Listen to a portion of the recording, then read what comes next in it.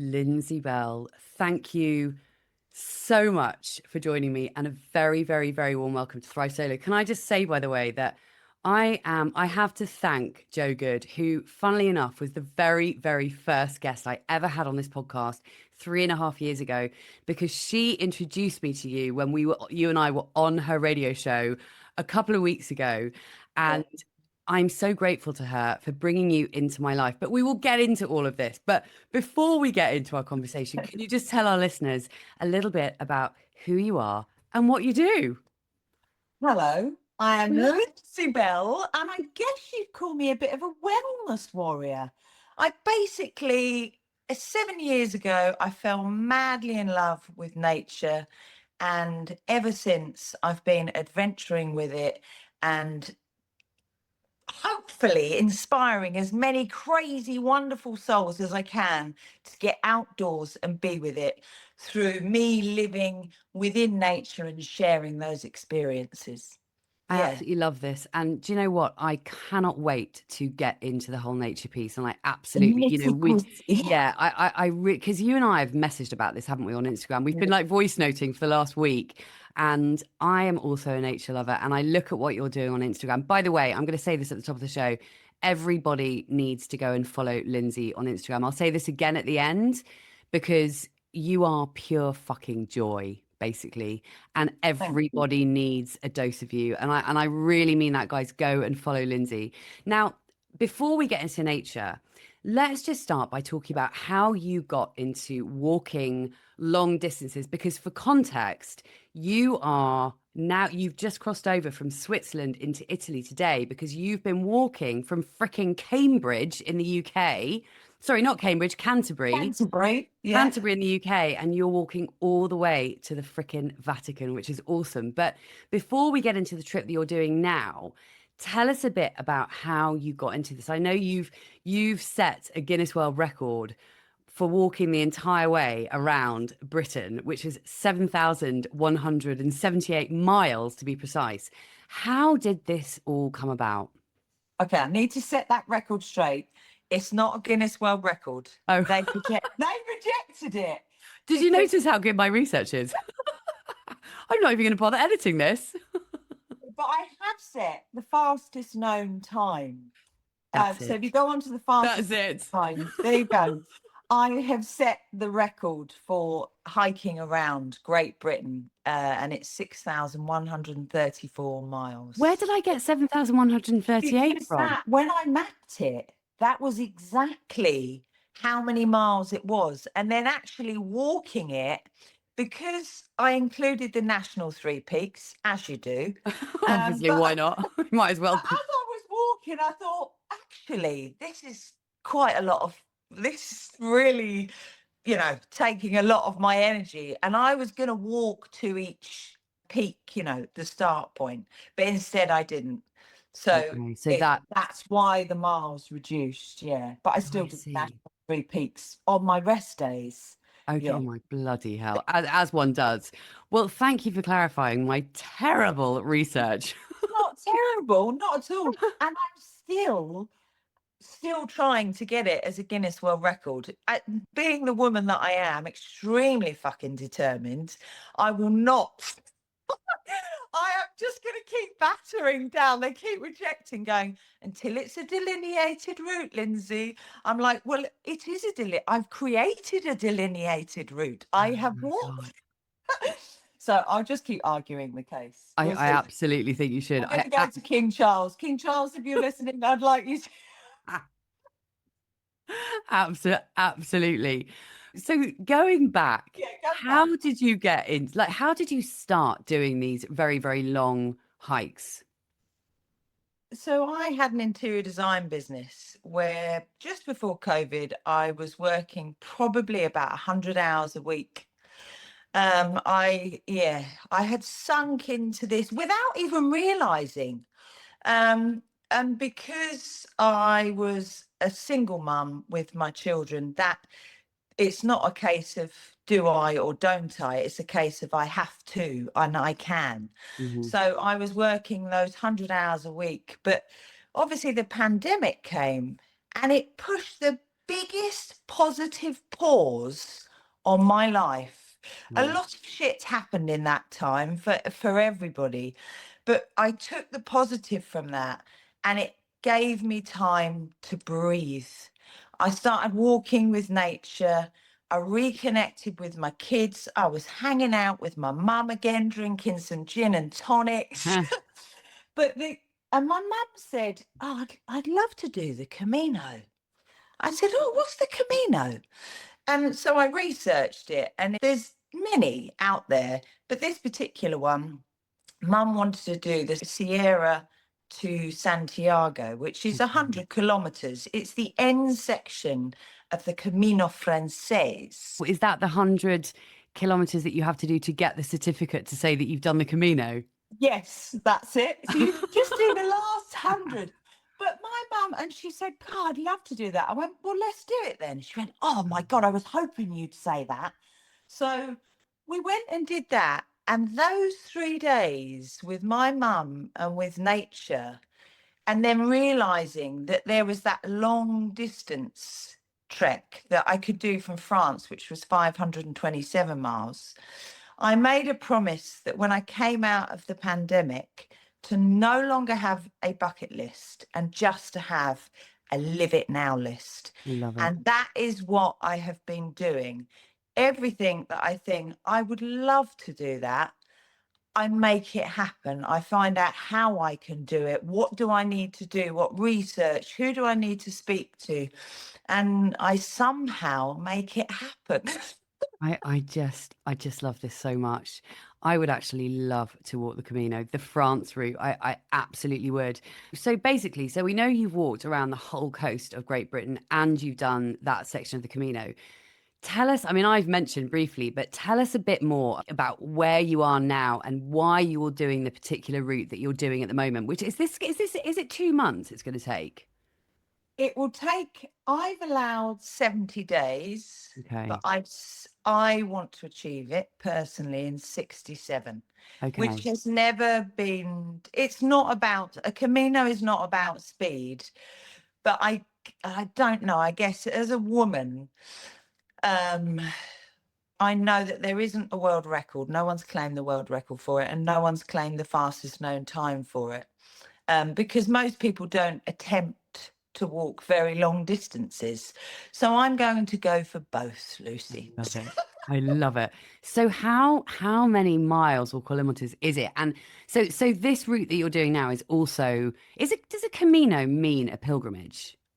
Is that what it It's actually means? Yes. So a Camino is a pilgrimage. So whether you're religious or you're not. I'm not religious, but whatever you're guided by, I'm just guided by being a good person, being kind, and by nature and everything it teaches us.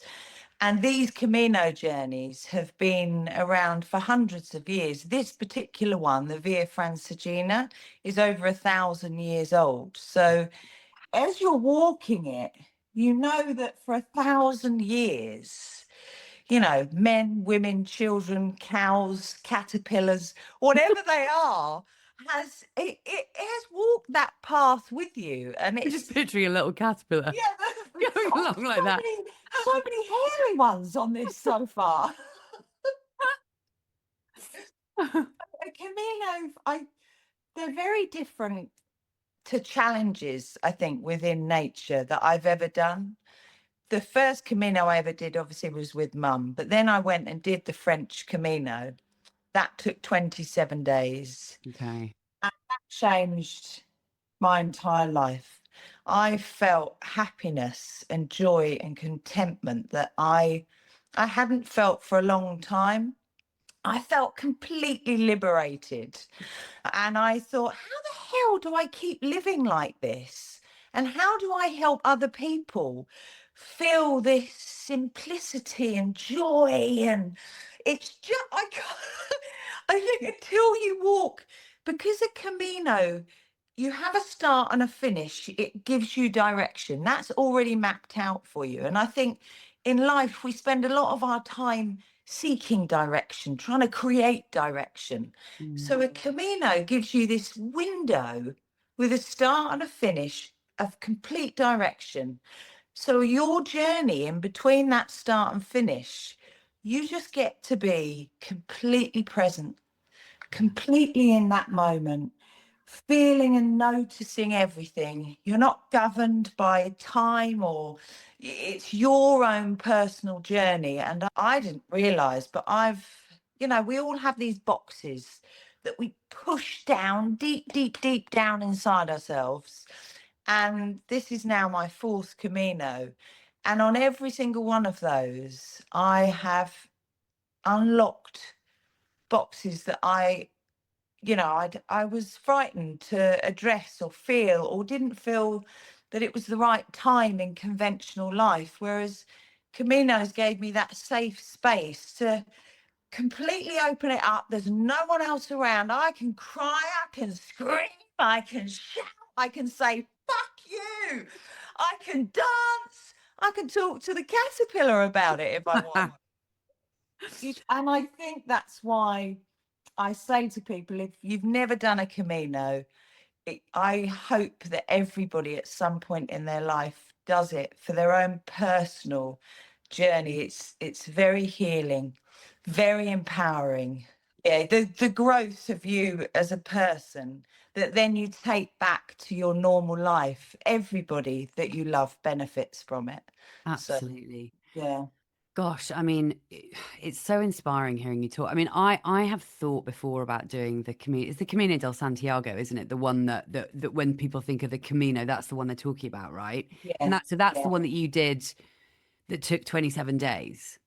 The French one, and Right. yeah, it's a beautiful one. Yeah. And can you just tell us a little bit more about when you say it sort of unlocked these boxes in you and you felt free and joyful and all of those things?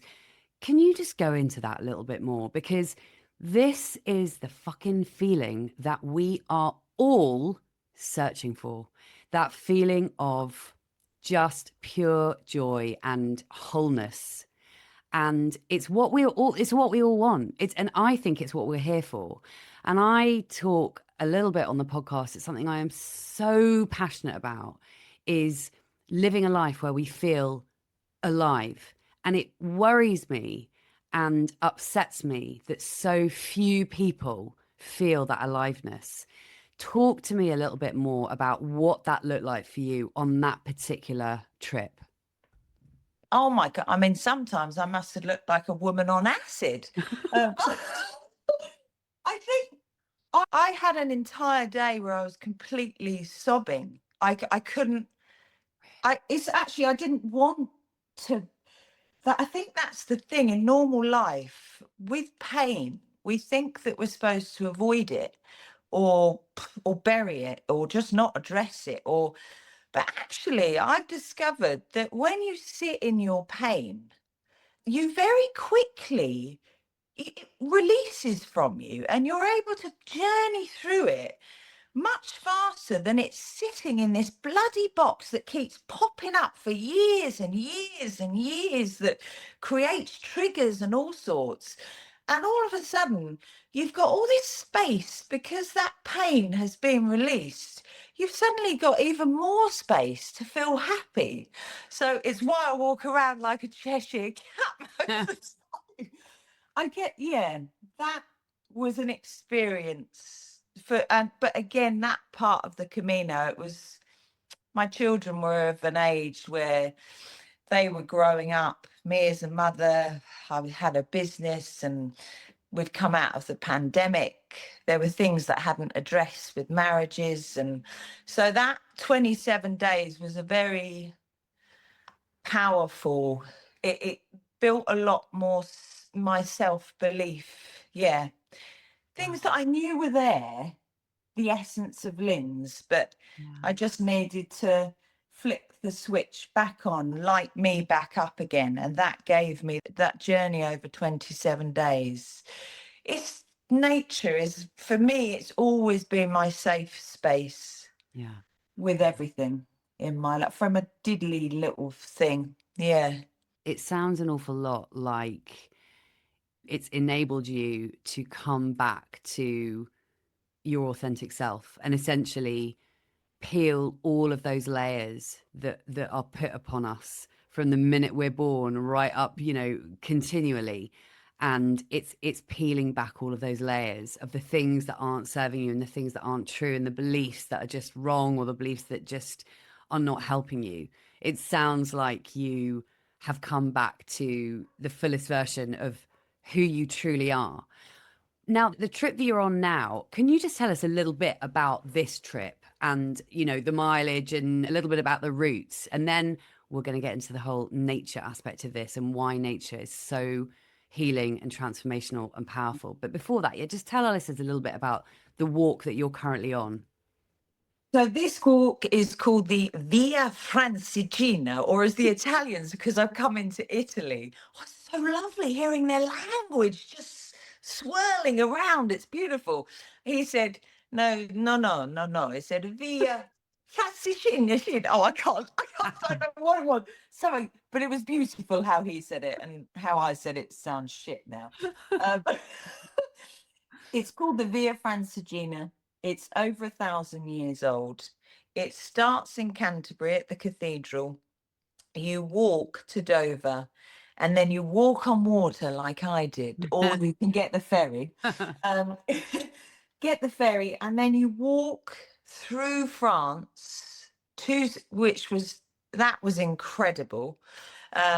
Through France into Switzerland. I've never been to Switzerland in my life, so just to walk through it for 7 days was completely, yeah, the natural landscapes and the mountainous is just bonkers. Can I just say, by the way, just to interject, that it's so weird because, well, I mean, I feel like I'm in a fucking time warp most of the time because I swear to God, time goes faster for me than anyone else. I always say this. I feel like it really does because it feels to me, I think I said in one of my voice notes today, it feels to me like you've literally just crossed into Switzerland. That was a week ago.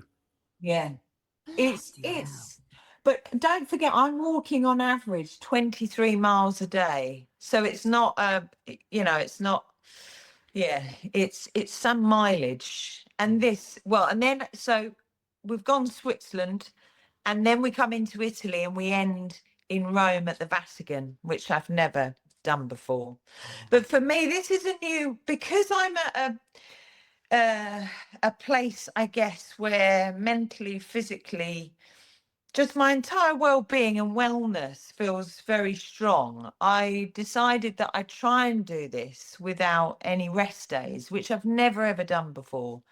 Normally I'd trek for 7 days and then take a rest day. So just because I'm so fascinated, I on my walk last year, I unlocked 7 new levels of energy, and spiritually, emotionally, all of it. And which, when you unlock them, you think, oh my God, you were already in there. I didn't realize. So I'm at this. I thought, well, let's approach this one and see if I can do it without any rest days, and see how I find rest in my day without having a rest day. And that's, it seems to be, I've started slowing down my pace. Really? How many hours is it taking you to cover such a long distance every day? Like on average, if you're doing about 25K a day, It's did you say it's 25K, not 25 miles, 25 kilometers? 23 miles. Fuck, Yes, it's sorry, about 20, 35. 23 miles. So that's Yeah. 35 kilometers, is that? Yeah, is that about 35? I'm rubbish with I know I kilometers. am Yeah. too. I am too, but 23 miles, that is a bloody long way. So how many hours did you walk for today? Today did I walk for 10 hours? Wow. Yeah, and it had 3,500 elevation, but it Wow. had 6,300 descent. So I've gone up, but then I've come right down again. My God, that's Yeah. wild. I'm just so fascinated to know, like, during those 10 hours, Mm. do you take like a half an hour to sit down, or do you just take like 5 minutes, or how do you do that? Like you say you wanted to try and build in rest to the days that you're actually walking instead of taking the rest days. So how are you building in those bits of rest? I think normally I I would normally never stop. I would Really? eat on the move, drink on the move. Whereas this, they're not taking the rest days. I am stopping. So I will stop and brew my cup of coffee. I'll sit like I did at a cafe today, and have a coffee and a bit of cake, and slowing my pace, which weirdly, by slowing my pace, of course, I'm noticing even more. So my mind is absorbing even more, but my body is getting rest. It's a constant newness, which I'm Totally. slightly addicted to. I'm not going to lie. I I can, no, love, I love the can newness. totally understand that. One thing actually I'd love to know is because, like you said today, you stopped and had a coffee and a piece of cake in a cafe, but presumably there have been multiple days where there hasn't been anywhere like that on the trek. So is that right? Is that right that there are some days where you've literally been sort of in the middle of the countryside for the whole day? And if that is the case, I'd love to know how organized do you have to be for a trip like this? And Pretty what do you fucking organised. actually take? What do you take with you? So the actually a few weeks ago, because food wise, obviously I need the right nutrition, or I try to get the right nutrition within me. And the other day, it was a Sunday the night before, and no, it was a Sunday that I was trekking and I did 33 miles. And I thought there'll be a shop on this 33-mile route in France. There wasn't one. And Really? where I ended up, the lady said, yeah, it's fine. The restaurant's open. The restaurant didn't open. Oh So that no. day I did 33 miles on a can of mackerel, everybody. I'm Oh, just saying. oh my God. I was slightly. Well, what happened though was I went into this elated, really high energy state at probably 20 miles. And I was like, Jesus, this is incredible. What is going on? I thought I could probably do another 20. I'm a great believer that everything happens for a reason. So that day, for whatever reason, I was only supposed to have a can of mackerel so that I could feel this elated, crazy energy that I. Isn't it wild how and this is why we should all do something like this, because it's wild how when you do something like this, it just reveals feelings and emotions and parts of you that you just didn't know were possible almost. And again, speaking again to this idea that we're meant to feel alive, this is the kind of thing that you almost need to do in order to truly feel what it is like to kind of just be with yourself in the moment and find out where you go. Where do you go in your head? How does your body cope? It's so, so, so fascinating. Lindsay, let's talk about nature now, because I know that you are, well, like you said, you are really, really all about the incredible power of nature. And I absolutely love this because I, like you, nature's always been a part of my life. And I grew up in the middle of Dorset. My dad used to drag us, but we had woods behind our house. My dad used to drag us into the woods on a Sunday for a walk, and I'd be like rolling my eyes like, oh, I don't want to go. And I was like always really resented it, but then I'd end up having a really nice time and he'd always end up making me laugh, and I'd kind of come out of this sort of funk that I was in because was made to go, me, my brother and my sister. And so I've always been surrounded by nature, but then I lived in London for like more than 2 decades. But my flat in London is in Richmond, so it's really near the river. So my savior, I'm actually in Dorset at the moment, but my savior in London was living where I live in London, because it meant that every single day I would walk along the river. And Richmond, as you probably know, is very leafy, and there's the park and there's the river and there's Petersham, and it's super, super green. You can feel like you're in the middle of the countryside quite easily. Yeah. But what I was going to say is that I've kind of come back to a great love of nature. I would say, particularly in the last 10 years, I've really started to realize more and more and more how grounding I find it to spend time in nature, and how essential I find it. I walk in nature every single day, pretty much without fail.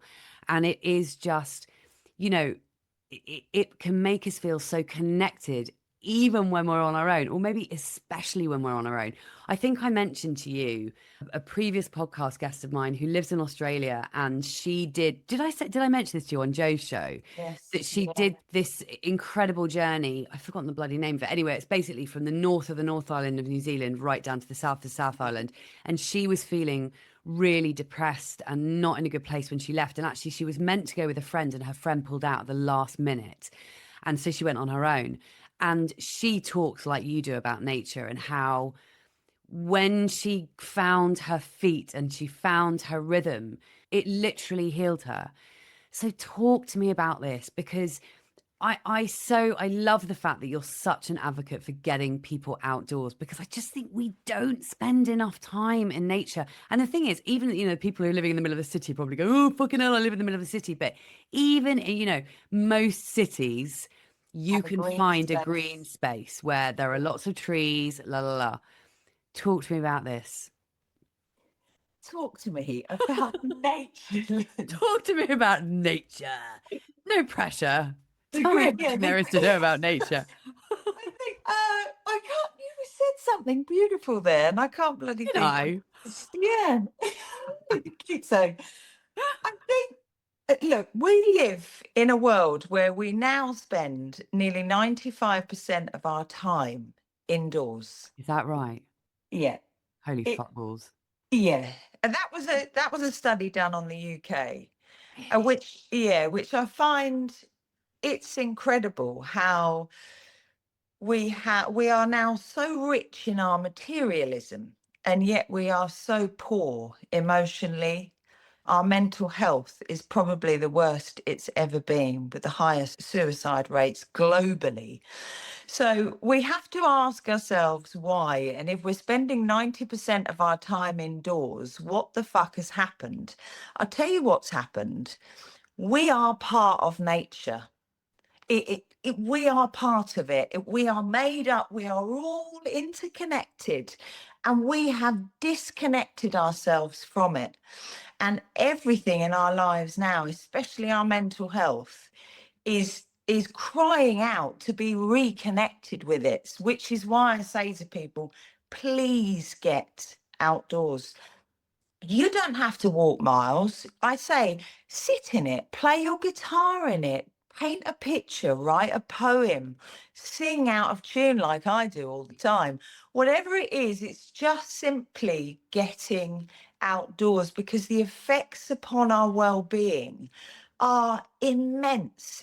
We de-stress, we regulate everything in our whole entire body, slowly starts to return back to where it should do. And I guess that's why my long distance hikes get longer. Or it did end up getting longer, because if I'm doing something like that, I'm giving nature a voice as I do it. And then I just hope that someone hears and thinks, oh, wow, that looks quite nice to go and hug a tree or sit in the shade watching the butterflies, or whatever it might be. It's that as humans, we benefit hugely from just hanging out with nature. I mean, what for me, if I look back throughout my entire life, as a kid, I was out like you, brought up, going to Cornwall in rock pools. And my parents never said, oh, no, don't do that, or don't get your clothes dirty. I was always encouraged to explore and investigate and be curious. And that has never, ever left me. I became a mother. When my son had night terrors, I'd pick him up, take him out underneath the stars, and he'd stop screaming. When my daughter wouldn't sleep or couldn't sleep, I'd pop her in the sling and we'd go out for walks for 4 hours, and everything in her would become calm again. When I've struggled with anything in my life, I've gone out into nature, and that has empowered me as a woman to have time to breathe, to make choices, decisions that I probably never would have had the strength to do if I wasn't outdoors with nature, where it gave me a safe space to breathe and become Linz again. Yeah.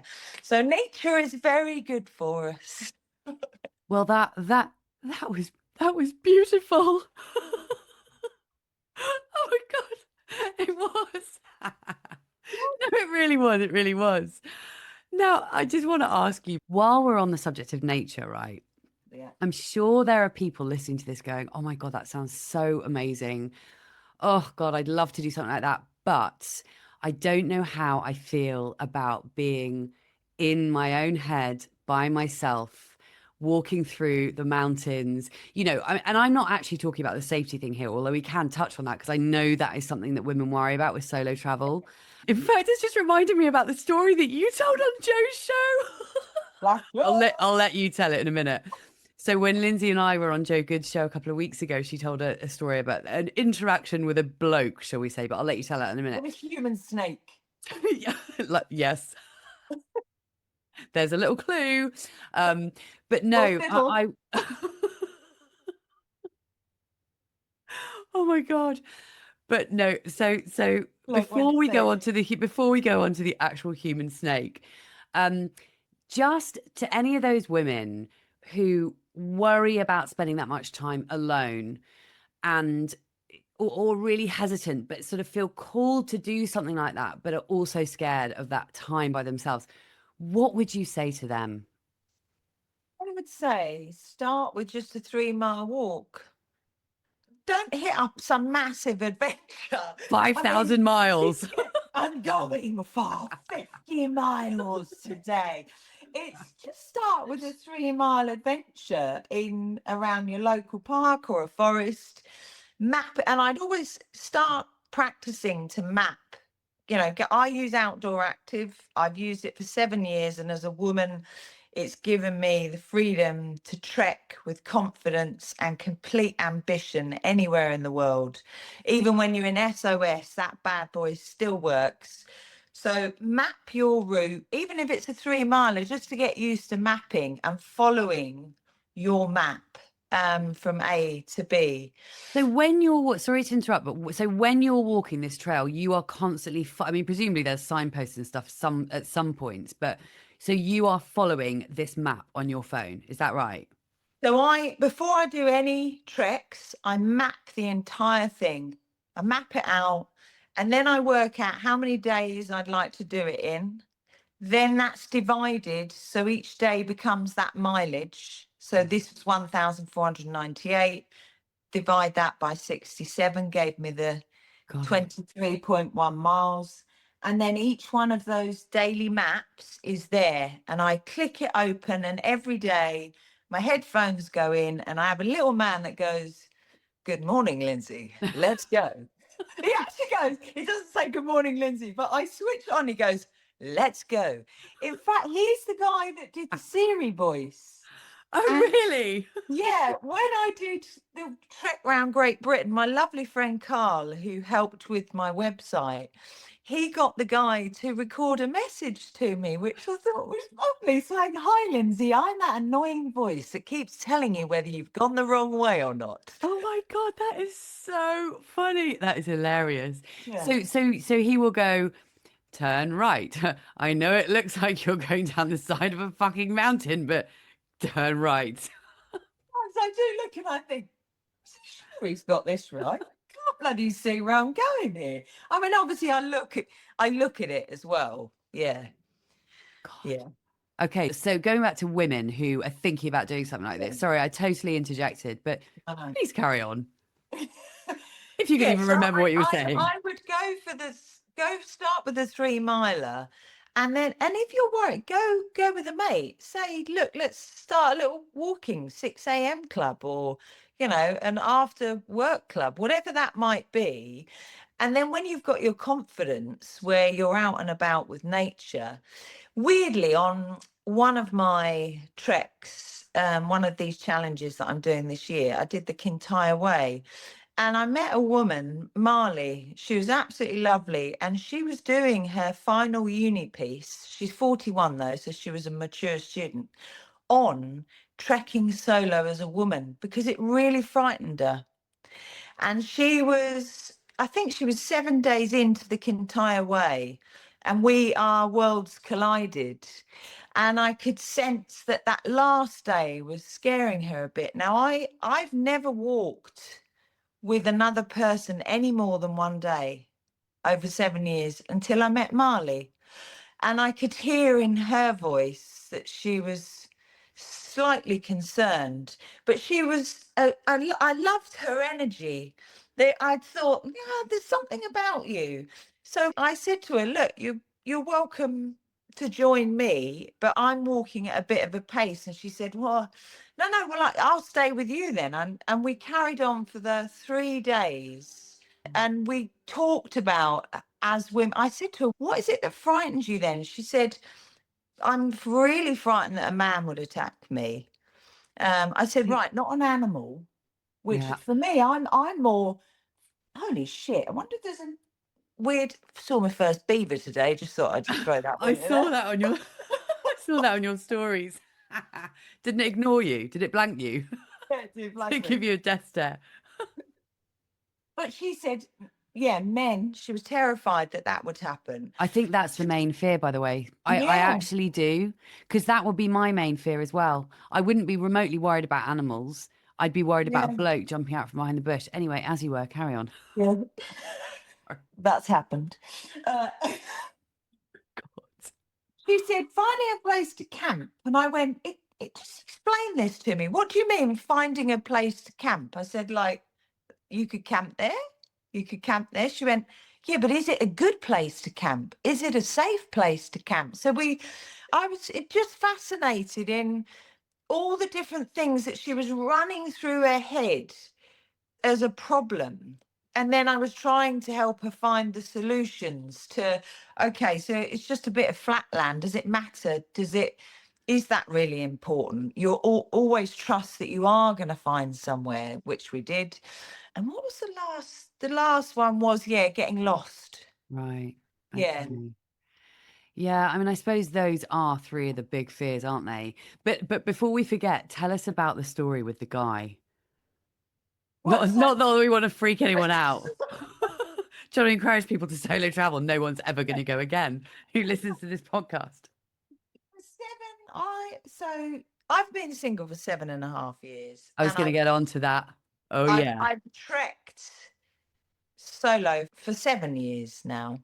Well, I trekked before then, but as in an avid trekker. And in those 7 years, I've only encountered two men that I would call predators, I guess. And that's in nature. And if I think of all of the thousands of people that I have met on all of my treks, to say it's probably that is less than 1% Mm. of the shit. I call them twats.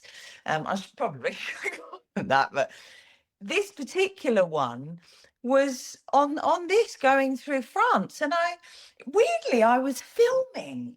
Like, yeah, here we go, going through the woodland, charging through, and I thought, oh yeah, this is cool. And then I look up and I thought, oh my God, it's a deer. And I looked again, I thought, that is not a deer. That is a man with a rucksack. And I kind of looking in more and more, I thought, he's naked with just his shoes on and a rucksack. And he had a stick with him with leaves, almost a bit like, his twig and berries. And I thought, oh my goodness, it's a human. And I was actually looking because I'd seen two snakes. So I was looking out for snakes as I was running through this jungly And there was one section. right in front of you. That was, yes, there it was. And I meet so many different people, and I've seen so much kindness. So that one human being who then said, well, he said, bonjour. I said, bonjour. I thought, he might just be a real free spirit, just getting his jig on out here with the trees and things. As it turns out, no, he did look at me and directly asked me for sex. What did he And say? I thought, Tell me exactly what happened. So he walked, did he walk over to you? no, we literally, because it was a it was a pathway through the forest. So there wasn't really any, well, I mean, I could have gone out of my way, but I didn't. I made my presence very, I guess as a woman, I've had times in my life where you either freeze, where you comply, where and the older I've got now at 47, I think I'm not freezing, I'm not complying. I am strong. Do not fuck with me. I needed to own that at that moment in time so that that human being knew not to mess with me. Yeah, but he said bonjour, and I said bonjour, and then he went to say something. I said, "I'm so sorry. I'm sorry. I'm English," and he just looked and went, "Sex," Oh my. and that was the point that I thought, okay, this is not a free spirit. And so I very quickly, I bent down, picked up a rock, made that very visible that I was holding the rock. Wow. And then I put my phone up so that I could see him behind, and I pretended that I was talking to my daughter. I wasn't at that moment in time, but I could see him. He did not move. The whole time I walked away along that forest, and I thought, where are you in your headspace? It was such, if you said ego, that man's ego was so enormous, not that his snake was, but his ego. I just, I thought, no, not. And then I did end up I called my daughter, and we stayed FaceTime for an entire hour whilst I was walking, which Mm. was interesting. It was very interesting because we were talking about our different, encounters, bad experiences with Mm. men in our lives, and how as women it's important to share, talk, never hide that, never bury it, talk to somebody else, share it, so that we can empower each other and learn and think, yeah, actually that isn't right. That wasn't my fault, or that did make me feel like shit. Yeah. So yeah. And at what point did you feel like, okay, phew, I think I'm far enough away from him now? Because I think I would have just kept looking back. 4 miles. So it Right. was an hour. I Because in my head, because I think very logistically, he was going in the opposite direction. So I was thinking, right, he could loop, looking at my map. If we almost, because we crossed it, he would do that. Right. So I wanted to know that I knew that within 4 miles that loop had closed and I was Mhm. out of it. Right. Yeah. Yeah. Bloody hell. What was the other one that you were going to mention? The other So experience? the other one was on my Great British Coastal Walk, and I noticed a guy. I was up on a it was along the coast with a cliff. Whereabouts? Wales, Okay. the Welsh windmill, I call this. Um, Oh God. so, so I'm walking along the cliff face, and I noticed suddenly a guy was walking at the same pace as me. Now it was flat there, so I'm walking at a good steady pace. I thought, wow, maybe he's feeling a bit competitive here. I thought I'll give him a bit of a run for his money. I'll up my pace. He kept upping his pace, and then there was a giant rock, and I thought, oh, that's what he's doing. He's going for a swim.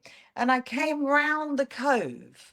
As I came round the other side of the massive rock, he was there butt naked. Oh my God. And again, I'm in my head, I'm trying to say to myself, well, okay, I'll always try and think the best of people. And I thought, he's going for a swim. That's what it is. And then, of course, when a man is not facing the ocean and is just facing you as you're walking, with his fists clenched to his hips, legs wide apart, yeah, Wow. yeah. And I thought, don't look back, don't look back. But of course, I thought, what if he could clamber up the side of the Yeah. cliff face? But he didn't. And each time I look back, the last time he was basically windmilling. So Oh there my were God. 3 ladies that then came towards me, and I joked, but I said, just be mindful. There is a man. Yeah, he is definitely an official flasher. Wow. Do you carry anything on you to like any self-defense, like, I don't know, like a knuckle duster? I don't know where that, I You don't know where know that what? came from. Like, or any, or like a rape alarm. Well, actually, a rape alarm's not going to be much use in the middle of bumfuck nowhere in the mountains of France, is it? Or even if you don't, is there anything that you've heard that other women do? Just because obviously we've now freaked everyone out. I feel like I need to make up for it. I know that this flasher was on this walk. It was right by a town. And the other guy, it was right by a seaside town. Right, So the two times that I've had this is actually where there are cities, large right. towns. Which makes sense because, frankly, is someone like that actually going to bother trekking like, 20 miles to get into the middle of, Yeah, they're some Camino? They're probably not. Lindsay, one thing when I think about, but actually, I haven't even let you answer the question. Do you carry anything like a knuckle duster or a knife? Do you know what? When I did the Portuguese Camino, I bought a penknife, but had nothing to do with humans. It's because there were quite a few wild dogs. Oh, And I crapped that none of them ever hurt me. But there was an enormous one that just came up beside me, and I was like, oh my God, what the heck? Stayed with me for half an hour. I think it wanted food or something. I didn't feed it, and then it disappeared. Yeah. So wow. it I've never been harmed ever. And Mm, again, a lot of it is more fear in our own minds. And when we, you know, breathe again and just remind, I then went back to absolute basics and thought, this dog is not, it's not trying to attack me or hurt me. What's the logical reason that it's following me? mm, It's either, hey, I've got someone to hang out with, or that woman's got a giant backpack and I can smell food in it, is the most likely logical. Yeah. yeah. Just picking up on one thing you said then about how people tend to look for problems. And I think this is something that humans do a lot. We Yeah. look for problems. Like, rather than going, oh my God, I'm going to trek the Camino. So let me plan it out and think, where am I going to stay and what am I going to take? A lot of people are going to be like, but what if that happened? But what if that happened? What if that? And I think we do that in general as humans, don't we? We look for problems. I try these. I think because I've shifted my mindset so much about the way that I think about everything, I've kind of stopped doing that. So I'm constantly solution focused rather than what if, what if, what if. What are your thoughts on that? Fear flipping, I call it. I like that. It's because I think we do. We all think, oh, fuck, what if I fall down that hole? What if I fall off of this cliff? What if so and so flashes at me?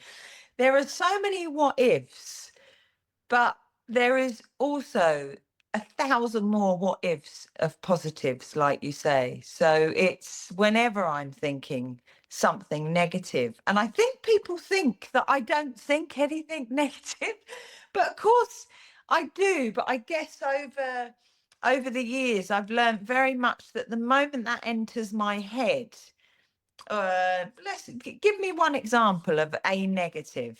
What if I fall over and break my leg?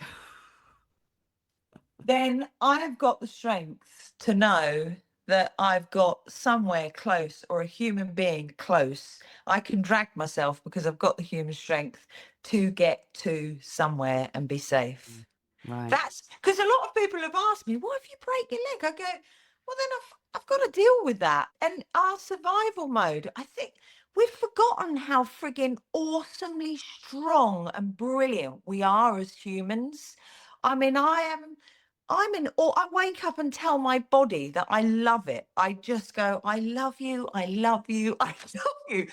Because we are. We've made life so comfortable that we have forgotten how strong we are as humans and how capable we are in the most challenging of situations. And because we don't challenge ourselves now, it's healthy for us to be challenged. Yeah. Which is why I think, we've got all this unrest in our lives, because it's, from boiling a kettle to popping our shoes on with a lace, or our clothes, our hair dry, everything is just to hand. It's so easy, which is another reason why I know, like you said, oh, I don't know if I could camp, Linz. I don't.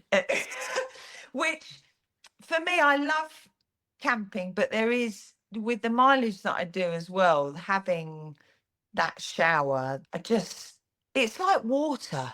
It's been so hot. I've honestly cried when I've come to cold water and been able to put my head under it. That sense of appreciation of how much we have on tap in our lives, and that simple thing to have cold water. I was like, thank you, thank you, thank you.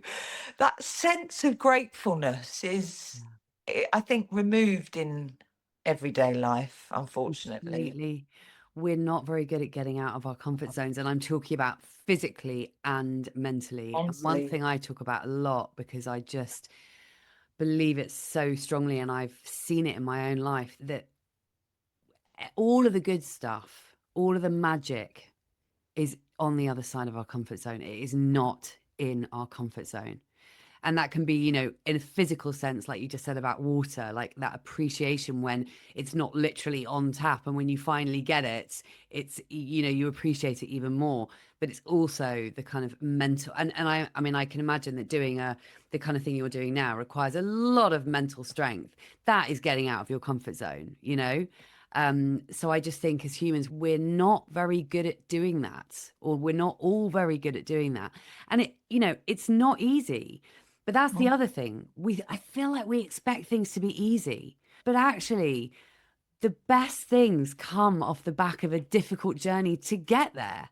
It's not the same. If you get a fucking helicopter up to the top of Mount Everest, you're not going to get the same oh, sense of satisfaction, are you?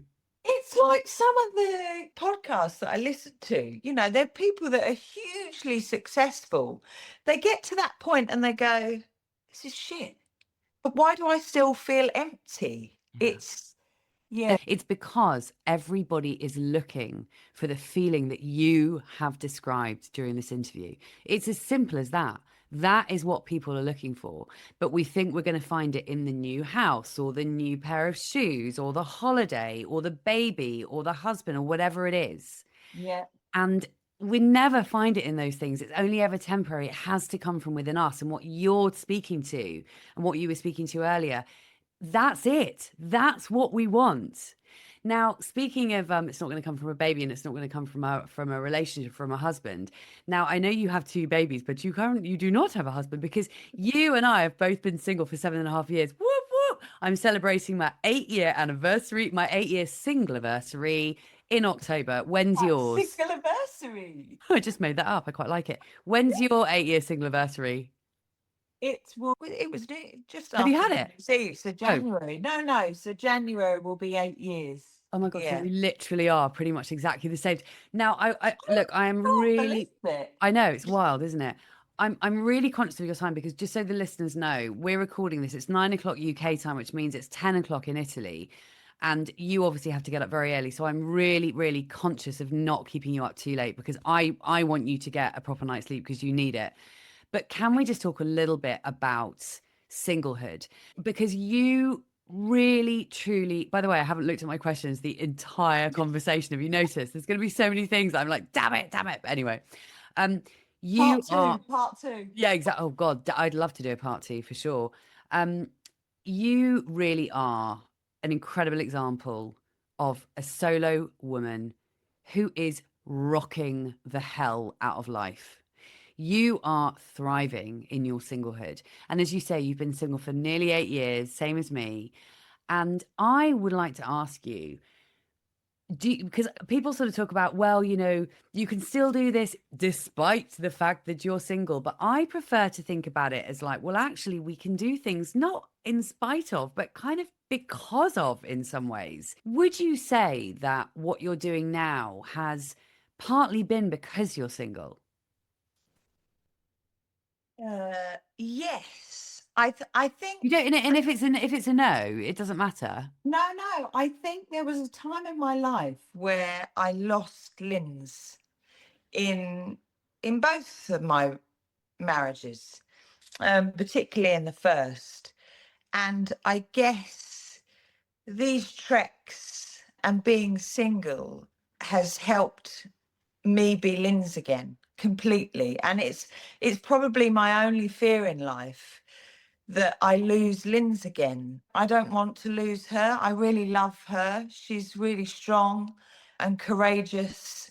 And I a part of me thinks I need to learn how to remain Linz, whether I'm with someone, whether I've learned how to do it as mum, as daughter, as sister, as granddaughter. But I wouldn't know how to do that if I had a partner still. I Um, relate to that. I relate to yeah, I just think, wow, I can't let someone take my energy again, because it's a really good fucking energy and I love it. I do, and it's the freest I've ever felt in my life. I think as women, reading your book as well, I mean, you talk about how we're suppressed, and I think a lot of the time we don't, as women, we don't even realize, because of our upbringings, because it's just part of society. And I suppose what I found with nature is absolute freedom. There is no one controls me. I get to be 100% Lindsay, and no one shouts or screams or gets upset or goes quiet or cries or whatever it is. I just get to be 100% Linz, and I've learned now to be 100% Linz with every other relationship in my life, but not with a partner. yeah. And I don't, that's something I'm still journeying through and still learning. Yeah. I relate to that so much because I have exactly the same fear, Mm. because I tend to lose myself in relationships, and I Yeah. like myself now. I like myself as a single woman because, like you, I feel like I'm the fullest expression of myself. I'm the most authentic version of myself. I'm the most myself. Put me in a Yeah. relationship and things start changing. I start changing. I shrink back down. I'm not completely me. And I just feel like I lose my identity. So I totally, totally get what you're saying. And I have the same, like I say, I have the same fear.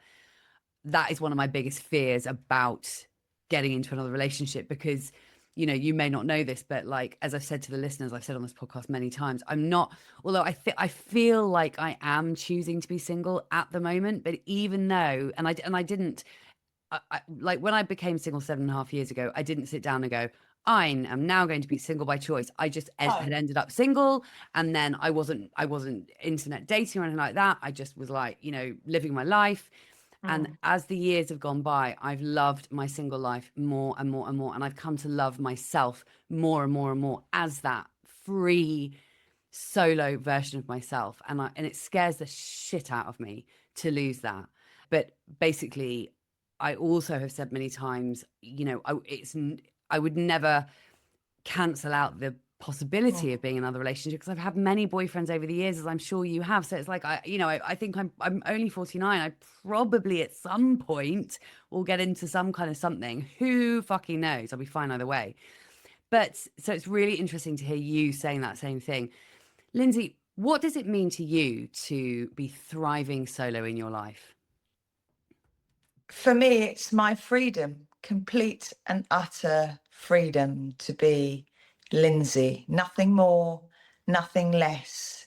And I'm on this huge journey of discovery that I absolutely love. There have been things in my life that if I had been with a partner, I would have never, ever explored and unlocked things that have happened to me in my life, and release those horrible pains and aches and whatever you might call them in life. If I was with someone, this journey over 7.5 years never ever would have happened. Yeah. So that space that I've chosen to give myself for the first time in my life, um, And like you say, people might have walked into my life, but I've chosen to say, no, I know that I'm still not ready to encounter that. I don't think it would have to be, and I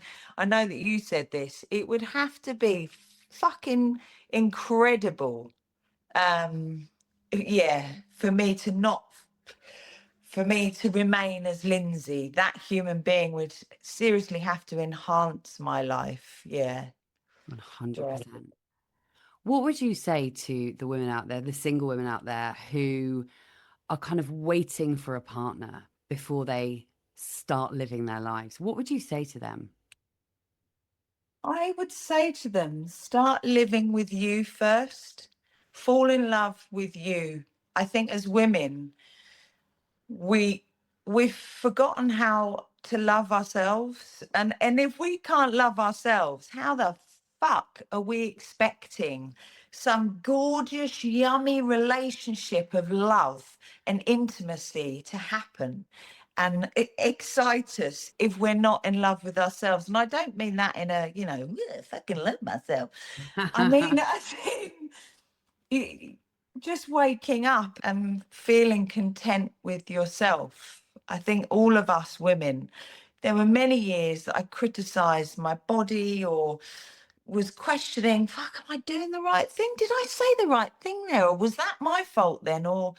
And yeah, learning to love myself was probably one of the most powerful things that I've ever done for me. And in turn, that's created a lot more love and openness with my children, with my family, with my friends.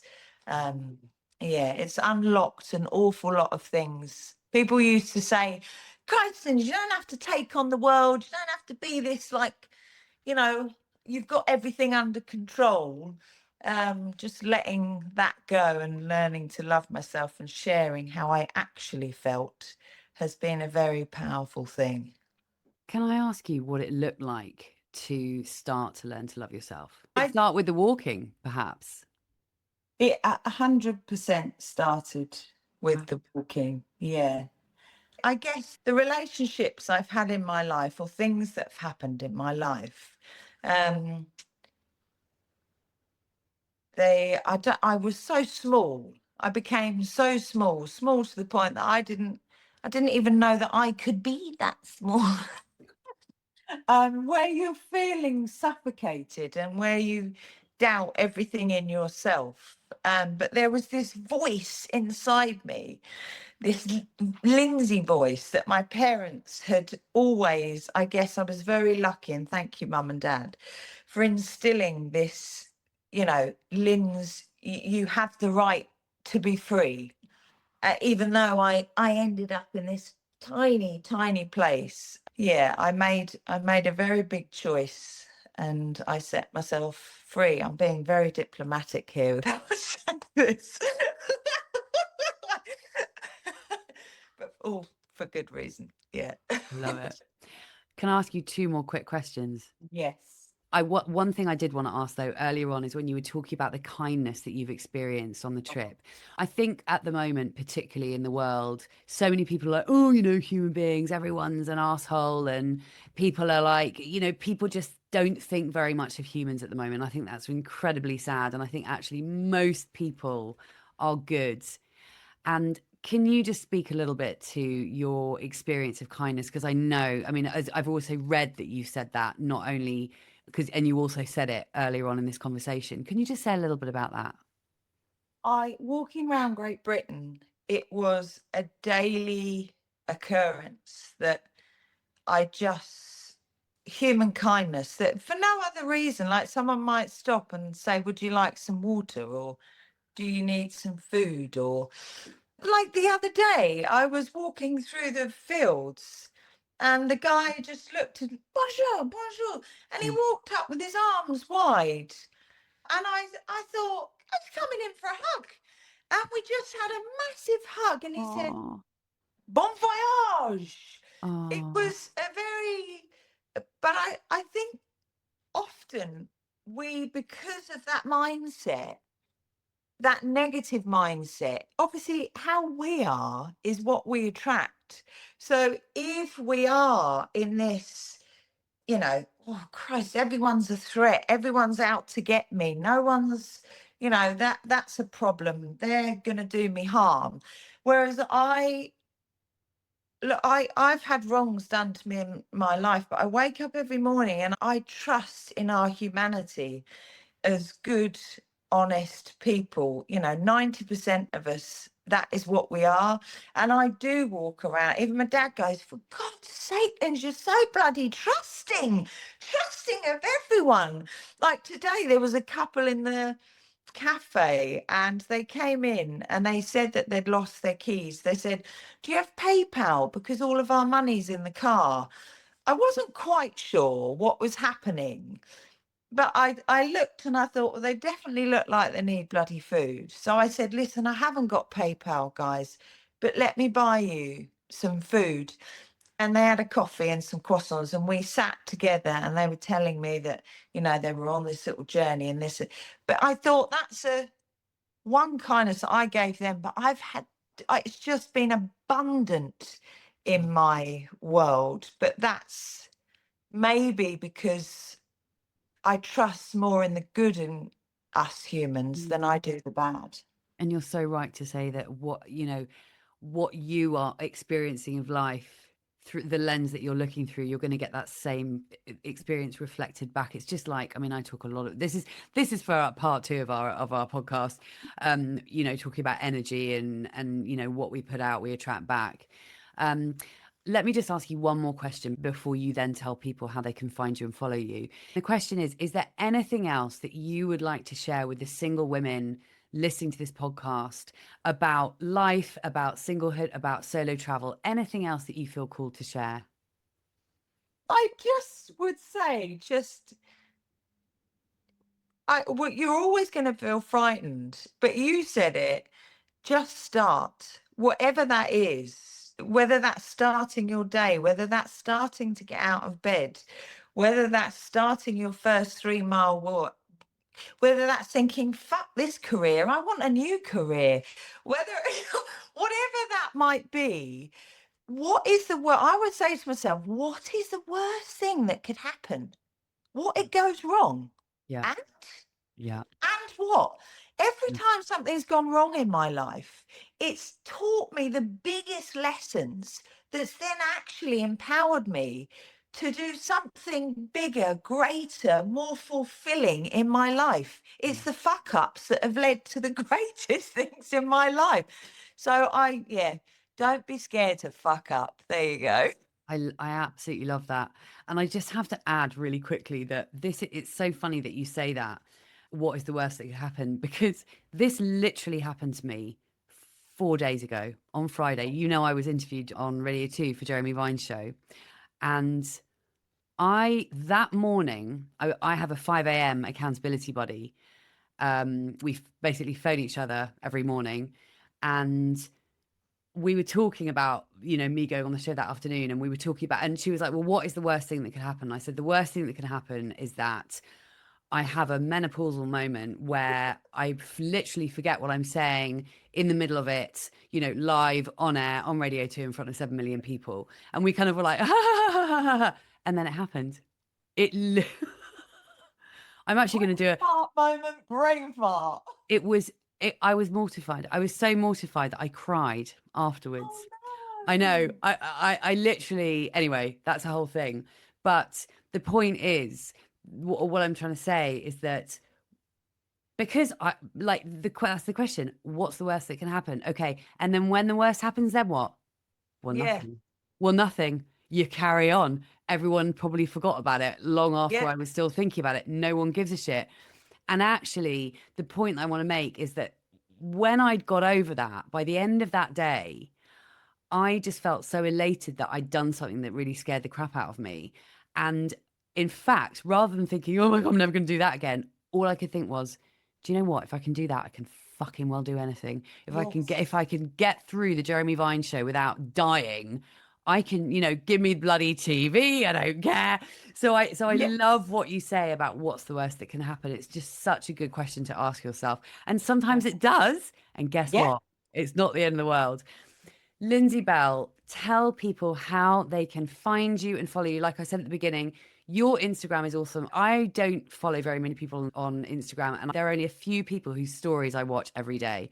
You are now one of those people whose stories I watch every day because, I want to say to the listeners, Linzi's Instagram is like joy personified. And frankly, we all fucking need a bit of her in our lives. So I would strongly advise you to go and follow her on Instagram. Please give us all of your handles. Thank you. Okay, I will. So you can track me live on my website because there's a big map with a live beacon. I do that with my hand. And that is on www.linzi walks.com. And that gives you the lowdown on all of me. At the bottom of each of those, you can donate to Mind because everything I do is for the charity Mind. And that's at the base of every footer on my website. And on there are all my handles. But my Instagram really is, yeah, where I live, I guess. And in the store, when I trek, I rarely actually share a post because that takes quite a lot of time and energy. And I like to dedicate proper time to a post.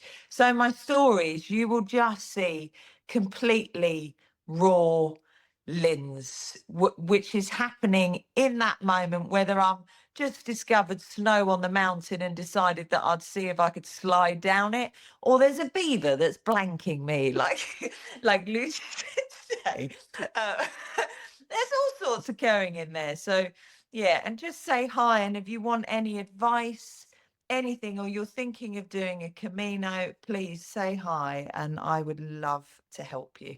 And it's at Linzi D Bell on Instagram, isn't it? Yeah, Linzid Bell.